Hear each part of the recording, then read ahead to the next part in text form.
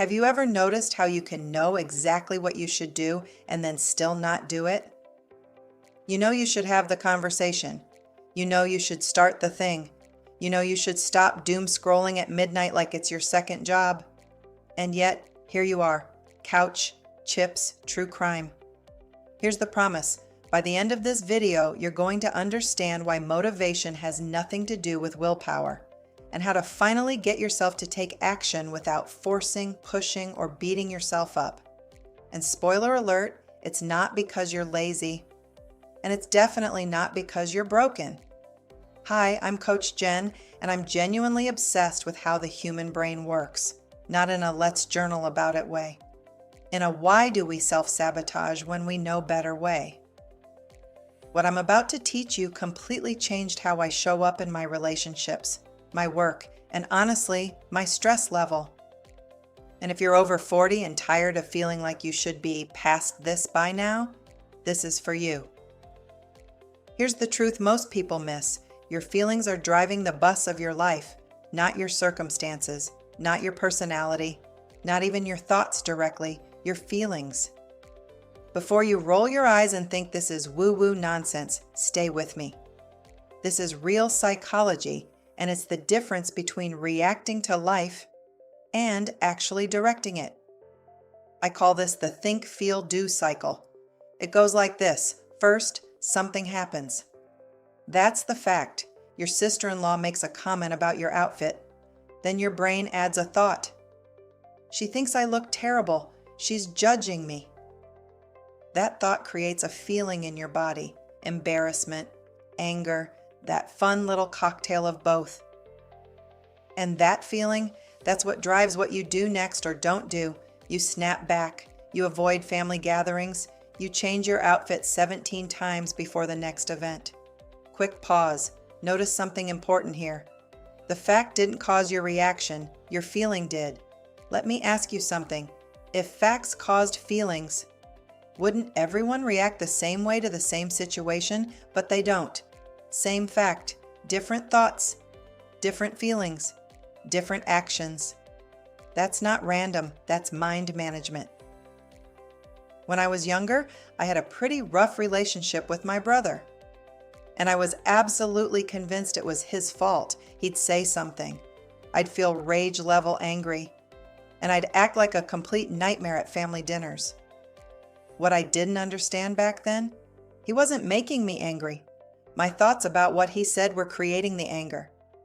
Once I saw that, total game changer, because suddenly I had choice. I couldn't control him, but I could manage my mind. And when I did, our relationship changed without him changing at all. That's real power. Now let's talk about what feelings actually are, because this matters. Feelings aren't vague emotional clouds floating around, they're physical sensations. Tight chest butterflies, heat in your face, heavy shoulders, your body reacting to a thought, not the situation, the meaning you assign to it. Two people hear the same news. One feels jealous, one feels inspired. Same fact. Different thoughts, different feelings, different actions. And this right here is why emotional regulation is one of the most important skills you can learn as an adult. Stay with me, because this is where everything shifts. Here's the truth bomb. Everything you're doing or avoiding right now is coming from a feeling, not laziness, not lack of discipline, a feeling.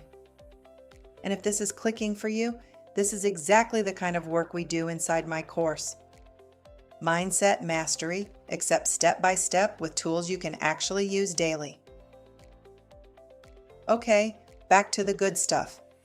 Once you understand this, you can stop trying to force action. Instead, you work backwards. Ask yourself, what do I want to do? What would I need to feel to do that? What would I need to think to create that feeling? That's it. That's how you stop reacting and start choosing. Let's say you're avoiding a difficult conversation. Why? Because you're feeling uncomfortable or afraid. Avoidance isn't the problem, the feeling is. So instead of asking, how do I make myself do this? Ask, what would courage feel like? Then choose a thought that creates it. I can handle this. This conversation will help, not hurt. Avoiding this costs me more than facing it. Different thought, different feeling, different action. Here's what I want you to do after this video. Think of one thing you're avoiding or one thing you keep doing that you don't actually want to do. Ask, what am I feeling that's driving this? Name it. Fear, overwhelm, resentment, boredom. Then ask what thought is creating that feeling. That awareness alone starts changing everything because you can't manage what you're not aware of. And if you want help with this, I have a free guide called 6 Steps to Quieting Your Inner Judge. Because let's be honest, that inner judge is creating a lot of feelings that aren't helping you. Links in the description, and if you're ready to go deeper, like really change how you think, feel, and show up, my digital course Mindset Mastery walks you through this work in a way that actually sticks. It's everything I wish I'd learned 20 years earlier. Your feelings will always drive your actions. That's just how humans work. But when you understand the psychology behind it, when you learn to manage your mind, you get to choose your feelings, which means you get to choose your actions, which means you get to choose your life. So feel your feelings. Just don't let them run the show. I'll see you next time.